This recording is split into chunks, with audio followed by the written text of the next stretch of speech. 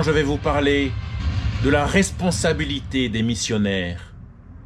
Lorsque je cite dans l'une de mes vidéos où je parle de ma rencontre avec Monseigneur Georges Collomb, qui m'a dit que Philippe n'aurait jamais dû être prêtre.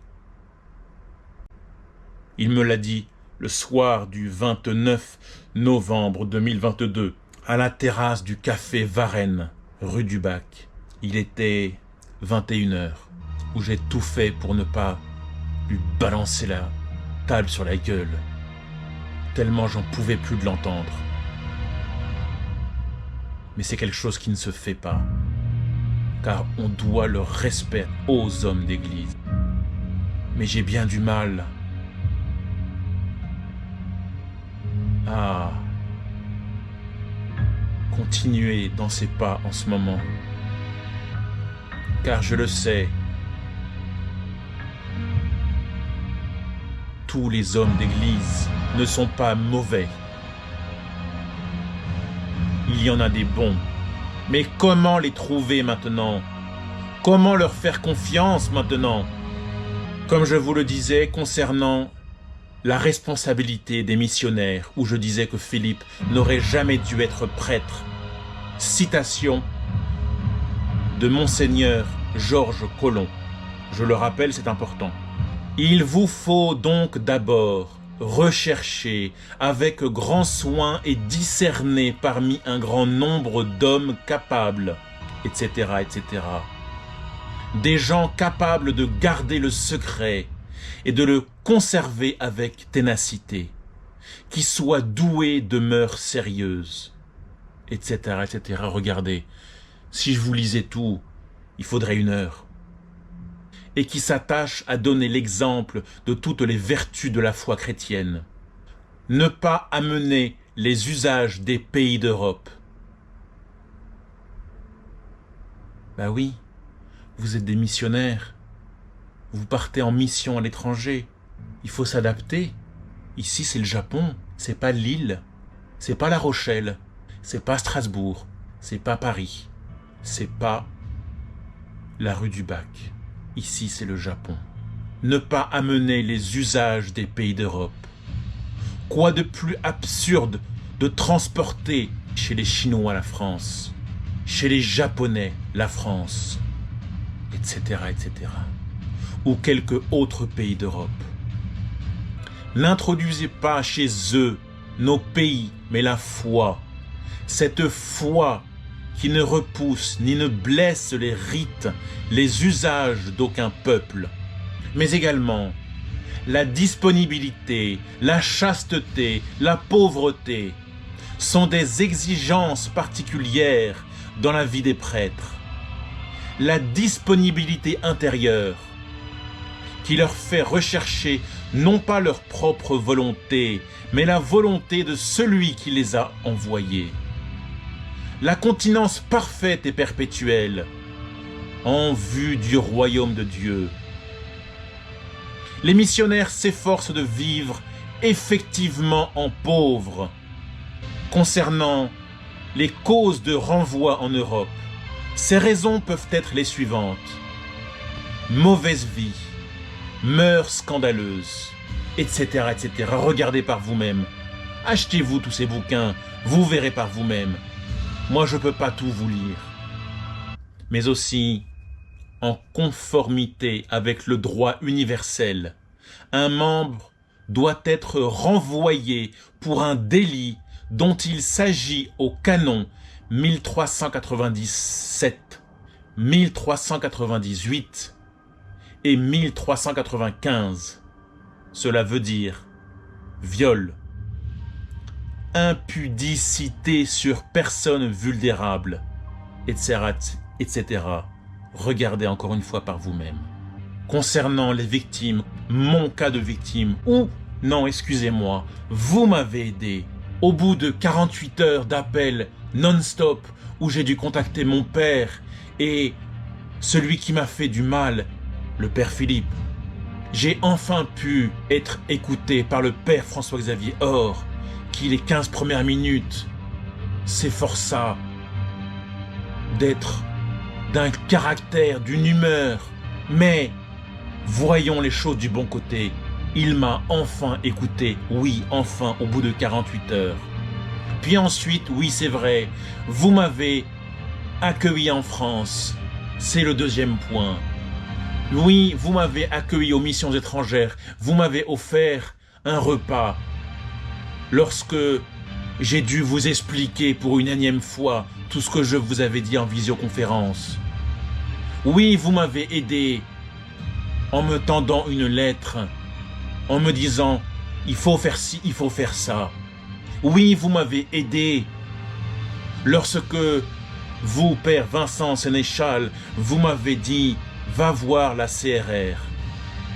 Oui, vous m'avez aidé quand vous avez retiré le Père François-Xavier hors de toute cette affaire et qu'il m'a invité à Paris à aller me balader et à boire des bières. Oui, vous m'avez aidé lorsque le Père Bernard Jacquel m'a accueilli chez lui autour de bières et de charcuterie. Oui, c'est vrai, vous m'avez aidé. Il faut prendre tout cela du bon côté de la chose.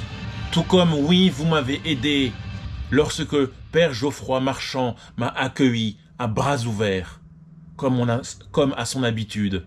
Oui, vous m'avez aidé quand le Père François-Xavier Or m'a accueilli en ces terres de Hokkaido, dans des conditions particulières. Mais c'était quand même une aide, vous avez raison. Et puis, très récemment, oui, vous m'avez aidé avec ceci. C'est une aide de votre part, c'est vrai. Je vous remercie, la personne qui a accepté mon inscription au magazine des missions étrangères. Juillet-août 2023, je l'ai reçu hier, avant-hier. Tout comme le hasard des choses. C'est quand même étrange, mais c'est une aide. J'ai reçu une carte postale des Sœurs des Carmels à Hokkaido. C'était hier, avec des petits gâteaux. Oui, ce sont des aides. Alors je vous remercie de toutes ces aides. Et je me dis que j'ai fait une erreur, où j'aurais dû accepter les 5500 € et quelques, j'ai oublié le chiffre exact, de remboursement à 50% concernant mes frais de rapatriement. J'aurais dû accepter cette somme des missions étrangères de Paris, comme j'aurais dû accepter les 14 000 € en cash, en secret, de la part de Père Or. Oui, j'aurais dû tout accepter. J'ai mal fait mon travail, c'est moi le mauvais, c'est vrai. Mais je vais quand même finir le sujet concernant ce que je dirais un manque de considération vis-à-vis de Timothée Béguin, concernant l'absence d'aide et de personnes de confiance. La prise en charge des victimes est le premier devoir de l'Église. En parallèle, des démarches de signalement, d'enquête policière et de mise en sécurité de la victime, il est essentiel de lui proposer des soins psychiques qui doivent l'aider à comprendre les actes dont elle a été la victime et non le responsable, à retrouver une estime de soi, à reprendre la marche en avant de son développement psycho-affectif, avec des repères clairs, sûrs et structurants. Mais aussi un accompagnement des victimes est toujours proposé en lien avec des associations et des services de santé. Cela est dans la charte de déontologie, de conduite pastorale des missions étrangères de Paris de 2020, à la page 8. Mais également dans cet accompagnement, il est important que vous mainteniez une relation sécurisante avec la victime potentielle. Vous l'incitiez à en parler à ses référents de confiance, que vous l'aidiez, que vous l'accompagniez si nécessaire pour le dépôt de plainte ou la relation des faits au représentant légal s'il s'agit d'un mineur, ou à consulter un suivi psychologique. Mais également, vous êtes ou vous avez été une victime d'une infraction sexuelle. Vous êtes aujourd'hui majeur. Les faits doivent faire l'objet d'une plainte pénale. Pour ces différentes étapes, une personne de confiance pourra, vous soutenir en restant prudente et discrète pour ne pas effacer les preuves de culpabilité de l'agresseur, vous aider et ou vous accompagner dans les démarches à faire. Signalement, dépôt de plainte, contact avec un ou une psychiatre, un ou une psychologue, mais aussi avoir des coordonnées du centre de psychotraumatisme. Et pour finir, un abus cause des blessures graves à la personne qui en est victime. Au commencement, elle est confrontée à des émotions contrastées qui vont du simple sentiment de malaise jusqu'à la sidération psychique interdisant toute parole. Mais putain, mais j'en ai marre de relire et de relire ça, car c'est toute ma vie ça. Ça fait 1 an que c'est comme cela. Excusez-moi d'avoir cité cela. Excusez-moi de mon langage grossier. À la différence d'autres fractures, la souffrance causée par les abus ne diminue pas avec le temps. Oui, ça c'est vrai. Moi, la première, elle date d'il y a 23 ans. Excusez-moi, c'était juste une petite parenthèse.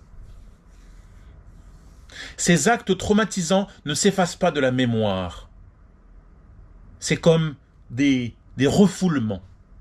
Si aucune aide n'a été apportée à la victime, leurs effets destructeurs tordent son développement psycho-affectif et s'inscrit dans le long terme. Souvent, il s'impose à nouveau, de façon plus ou moins décalée, de l'acte lui-même. À l'occasion de l'un ou l'autre événement de vie, le poison se libère brutalement ou progressivement sous forme d'angoisse et de culpabilité, attaquant les énergies vitales. Bien, tout ce que je viens de vous lire, ce ne sont pas des mensonges. C'est pas moi qui l'ai inventé. Non. C'est tout simple. Faites comme moi. N'importe qui. Il ne faut pas être Asperger pour le faire. Non. Vous allez sur le site des Missions étrangères de Paris et vous y verrez ceci. Vous voyez, ça c'est un ordinateur, ça c'est le dossier que j'ai agrandi. J'ai téléchargé la charte de déontologie de conduite pastorale des Missions étrangères de Paris. C'est écrit ici, Société des Missions étrangères de Paris. Ça, c'est le logo des Missions étrangères de Paris. C'est écrit noir sur blanc. Charte de déontologie de conduite pastorale. Vous arrivez à lire? Ça va? C'est bon? Pour les prêtres, diacres, séminaristes, volontaires laïcs et toute personne en mission pastorale avec la Société des Missions étrangères de Paris. Il y a 34 pages. Alors, vous voyez... Alors, oui, vous me direz peut-être que on est en 2023, donc, comment on dit, il y a une date de péremption, peut-être? Bah dites-le moi. En vous parlant ainsi, j'use de mon énergie, de ma santé.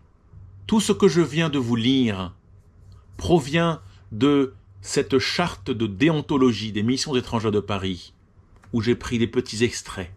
Mais aussi, ça vient de d'autres documents que n'importe qui peut se procurer. Il faut juste utiliser un petit peu votre tête. C'est tout. C'est facile. Enfin, je pense que c'est facile. Moi, j'ai pas une tête de personne non Asperger. Je ne sais penser que en tant que Asperger.